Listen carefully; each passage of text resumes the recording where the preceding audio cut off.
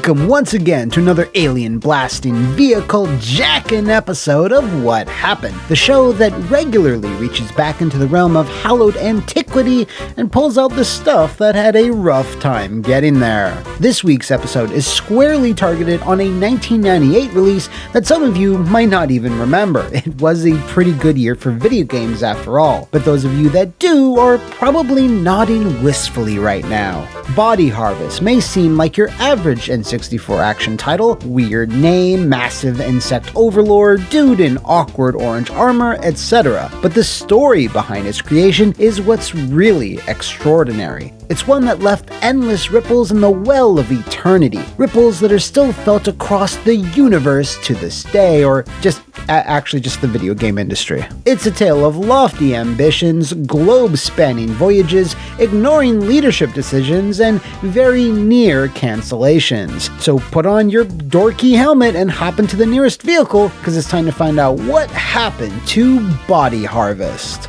It's harvest time again. Our story begins with DMA Design, this inconspicuous logo right here. It was founded in the late 80s by What Happened all-star David Jones, who last popped up in our episode about the massive confusing disaster that was APB, which I'm honestly still recovering from. Anyway, if you were playing video games in or around 1991, you would have most likely seen this logo in front of the many ports, sequels, and spin-offs of Lemmings, the seminal puzzle platformer that unarguably put DMA Design on the map. This Dundee, Scotland-based studio had been growing rapidly through the sustained success of these dopey rodents, or whatever the hell they're supposed to be. They then staffed up alongside all the projects that had begun to come their way. All this big noise about DMA Design then eventually caught Nintendo's eye, who then contracted them to create Uniracers, an underappreciated SNES classic where you controlled bloodthirsty, sentient unicycles. Aside from Uniracers crashing into a legal battle with Pixar that resulted in Nintendo having to stop production of the game, a story for another time perhaps, the partnership went so well that Nintendo drafted DMA Design to be a part of their Dream Team, a stable of studios composed entirely of Western developers to provide games for their upcoming Nintendo Ultra 64. Nintendo Power pulled back the curtain on this stable in their April 1995 issue, walking readers through the upcoming Ultra 64 hardware and a list of all the developers who were on board, which would surely hype up even the most jaded Nintendo fan. The Dream Team was a fascinating but odd move for the company, as it very clearly placed emphasis on international partners rather than the usual suspects. Perhaps Nintendo had took for granted those usual suspects like Capcom, Konami, and Square, and just assumed they would provide headliner launch titles, which they didn't. So, Nintendo did what they could, which was to attract foreign companies like LucasArts, Acclaim, GameTech, and Time Warner Interactive, which was certainly a killer's row. No, wait, the opposite of a killer's row. A victim's column? Regardless, Nintendo was hopeful that this Dream Team could really elevate and diversify their N64 output, and DMA Design were hyped to be a part of it, as they had been big fans of Nintendo's franchises and design philosophies. They were probably even more stoked when the two pitches they proposed to the publisher were almost immediately greenlit, in addition to a third N64 project under another company. Yeah, this additional third game isn't really all that important to the story, but screw it! Big ups to the always fantastical Space Station Silicon Valley. Anyways, Body Harvest started life as something quite tonally different from what we eventually got. In a Eurogamer interview with designer Brian Baglow, he spoke about some of the game's original inspirations. It was the B-movies of the 50s that really gave Body Harvest its heart. The Blob, Them, even Plan 9 from outer space. The notion of evil aliens showing up at various points in Earth's history to harvest humans for food and resources was so cheesy that it fit into Nintendo's family-friendly ethos while giving the game a real differentiator in terms of look and feel. With the inspiration in place, the Body Harvest team then plugged away on the game's core concepts, which were, according to the same interview, regularly hampered by the N64's architecture. As I recall, the development tools were never quite up to scratch. There was a constant struggle to get the dev kit to do what was needed and what was claimed in the specification. And because it was proprietary tech, we couldn't even engineer our own solutions to the problems. Even after 2 solid years of development, there were still issues. The gameplay loop just wasn't working, and what Nintendo was seeing also differed from the design documents that had been okayed with them in the first place. To help get the project on track, Nintendo flew out a few employees to pitch in, and while the Body Harvest team appreciated this, as it showed Nintendo's dedication to the project, this visit wound up rubbing some DMA staff the wrong way, specifically when Nintendo made the tiny suggestion that Body Harvest should completely switch genres, after they had already been working on it for at least 24 months.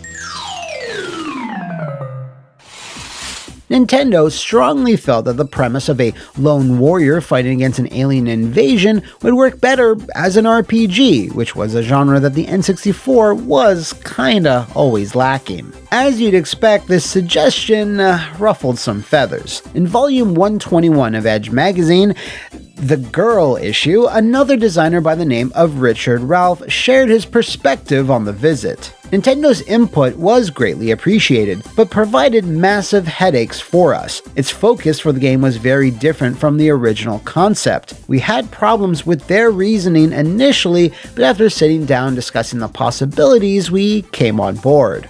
Ultimately, since DMA agreed to this new direction, the Ninty staff flew back to Japan with the hope that Body Harvest was on the right track. The N64's launch had already long been missed, but they still understandably wanted to get a product out of this whole ordeal. To ensure that nothing more would go awry, Nintendo kept closer tabs on the game's progress, holding regular meetings with DMA producers with a translator as a go-between. These meetings, however, didn't go smoothly, with plenty of things getting lost in translation, which led to even more delays. Not only was the gameplay loop constantly in flux, Body Harvest's tone was also starting to change, as DMA Design had begun shifting away from the original B-movie inspirations and into a more serious sci-fi epic, something that Nintendo of America and Japan began having differing opinions over.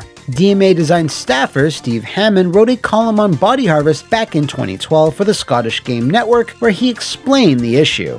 Nintendo of America thought the time travel plot was fine, but would rather it was more detailed and complex. Well, that was okay, there had been a lot of detail left out of the game for reasons of space. Nintendo of Japan wanted it simplified. Later in the article, he rephrased the situation with a devastating elegance. Nintendo knew what they wanted and knew when they weren't getting it. The trouble was, Nintendo often didn't know what they wanted, and they definitely knew when they weren't getting that. Certainly some harsh words, but it's clear that Nintendo weren't exactly providing the silver bullets the project desperately needed to fix its problems, despite them still trying with conventional methods. Nintendo of Japan once again tried to take matters into their own hands with the opposite approach from what they attempted last time, inviting several members of the Body Harvest team to work alongside them in Japan for 2 weeks at their Tokyo headquarters. DMA staffers felt very much out of their element during their time there,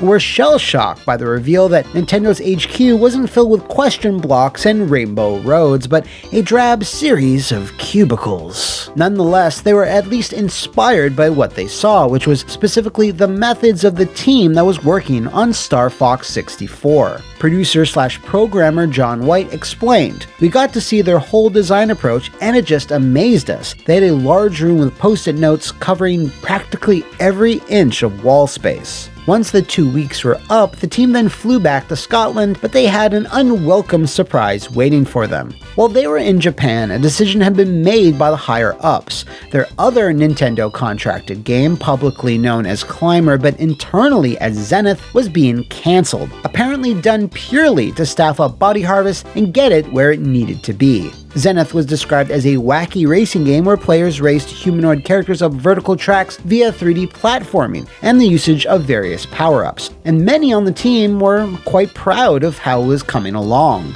Unfortunately, we don't really have a clear answer whether it was Nintendo or DMA Design managers who canned Zenith, but we do know that the team behind it were given a choice. A false choice, really. Join the Body Harvest team or seek employment elsewhere, which unfortunately resulted in 10 people walking away from the studio. John White, for his part, tried his best to motivate the remaining staff to get them across that finish line, but given that he described the situation as trying to motivate people who didn't want to be motivated, it sounds like it was a rough time. Something that the team found solace in, though, was making the choice to double down on what they had wanted to make from the start, an open-world action shooter with a heavy emphasis on controllable vehicles. The orange-suited hero, Adam Drake, would be able to commandeer a variety of cars, trucks, helicopters, and boats, and could even fire weapons while driving, bringing 3D gangland-style warfare to the invading alien hordes. This is just me theorizing, but this sudden switch back to the original vision might have been inspired by the runaway success of another little DMA Design game called Grand Theft Auto, which had just been released in November of 1997 under another publisher. With their confidence swelling that they were now on the right track, Body Harvest really started to come together. While a lot of their ideas and open-world design would come at the sacrifice of graphical fidelity and having to implement a lot of fog, the ability to let players tackle missions in whatever way they wanted was profoundly liberating, so the team felt they had finally nailed what they had set out to do. However, the company funding the whole entire project would strongly disagree. Nintendo was not pleased that DMA Design had basically gone against everything they had previously agreed on in regards to Body Harvest gameplay, and after 2 long, globe-spanning trips and several years worth of work and wads of money spent, drastic measures were coming. As far as we know, Nintendo simply chose to walk away from Body Harvest. They cancelled their publishing contract with DMA Design in the back half of 1997, which fortunately wasn't really the disaster you'd think it'd be. GTA had been an overnight success, and the title's controversial violence and content made headlines, which is almost never a bad thing. DMA Design had already been snapped up by Gremlin Interactive, who would eventually themselves be bought by Infogrames, and what happened favorite Midway would pick up the North American publishing rights to Body Harvest without much convincing from DMA Design. In the late 90s, Midway were attempting to diversify their gaming catalog with more console games and less arcade ones, so the timing worked out pretty nicely, although it really didn't work out pretty nicely for Midway long term as, just check out this video here. Although with Midway's financial backing, DMA Design were able to put the finishing touches on this harvesting of bodies, although the ending to the story isn't quite as rosy as one would hope. Despite persevering through the technological issues, the conflicting and ever-changing design philosophies, a staff walkout, and a 4-year-long development period, Body Harvest didn't exactly hit like DMA was hoping it would. The critical reception was decidedly mixed, with a number of reviewers admiring its scope and charm, but not being able to look past the dated visuals and performance issues. Even more damning, Body Harvest found itself smack dab in the middle of the white-hot gaming trend that was professional wrestling games, with WWF Warzone and WCW NWO Revenge on either side of it, just a few short weeks away from DMA's own space station, Silicon Valley, and a small experimental little adventure title called something, The Legend of Zelda Ocarina of Time. It doesn't matter. I couldn't find any hard data on Body Harvest sales, and while Midway's report for the period reported increased home video game revenue that quarter, Body Harvest featured no specific citation and was excluded from the list of their 5 best sellers for that period, which, is somewhat telling. Now, even if Body Harvest had been a smash hit, make no mistake, Grand Theft Auto was still going to envelop the company and go 3D, and Body Harvest really wouldn't have factored into that equation much. Still though, I can't help but think about a timeline where Nintendo and DMA Design really gelled during Body Harvest, resulting in a high-quality launch game that would have moved consoles. If they had somehow managed that impossible task, there's no telling what could have happened to DMA Design and the game industry at large. Nintendo had already heavily invested in Rare around that same time frame, so you could easily see them doing the same here. If that had come to pass, then there's a real chance Nintendo could have had a serious aversion to GTA's subject matter, causing it to never exist, or having its content changed to fit Nintendo's more family-friendly image. Or hey, maybe eventually they might have given them carte blanche to make, whatever they wanted, like they sometimes did with their other second parties. I am the great mighty Pooh. Geez, the mind overheats with the possibilities of it all. Fortunately, the people that worked on it directly still have great memories of it, with Brian Baglow saying, "I love Body Harvest. It's one of the games that I still get asked about to this day and that many players remember very fondly. It had many problems and it faced many challenges, but I'm still very proud of it." So, while it's now a regularly forgotten chapter of DMA Rockstar Norse history, hey, at least CJ remembers all the bodies that were harvested along the way.